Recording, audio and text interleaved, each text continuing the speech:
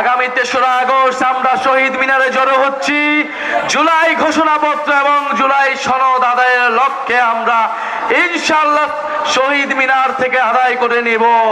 আপনারা সব ভালো আছেন না? এই সিলেট থেকেই ইসলামের সম্প্রীতি এবং ইনসাফের বাণী সারা বাংলাদেশে প্রচারিত হয়েছিল। ব্রিটিশ বিরোধী আন্দোলন থেকে স্বাধীনতা সংগ্রাম এবং আমাদের জুলাই গণ অভ্যুত্থান, সিলেট লড়াই করেছে বুক চিতিয়ে বাংলাদেশের স্বাধীনতার পক্ষে। কিন্তু আমরা আমাদের পূর্ণ সিলেট পাইনি, করিমগঞ্জকে কেটে নেওয়া হয়েছিল।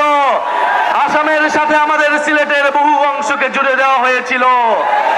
এই পূর্ববঙ্গকে ঠকানো হয়েছে সেই ব্রিটিশ আমল থেকে, সেই পাকিস্তান আমলে এবং আওয়ামী লীগ আমলে। সিলেটেরা লন্ডনকে জয় করেছে, বাংলাদেশকে জয় করেছে। আজকে লন্ডনের রাস্তায়, টাওয়ার হ্যামলেটসের মসজিদে, স্কুলে, রেস্টুরেন্টে আমার সিলেটি প্রবাসীর ভাইয়ের ঘামে বাংলাদেশের অর্থনীতির চাকা ঘুরে। আমরা সেই সকল প্রবাসী ভাইদের ভোটাধিকারের জন্য কথা বলছি। আমরা বিশ্বাস করি, আমরা চাই সিলেট সহ বাংলাদেশের সকল প্রবাসীরা বাংলাদেশের নীতি নির্ধারণের অংশ হবে। তেল, গ্যাস, খনিজ এবং পাথর সম্পদের এক অভয়ারণ্য হচ্ছে এই সিলেট। এই সিলেটকে আধুনিক শিল্পোন্নত শহর হিসেবে গড়ে তুলতে হবে।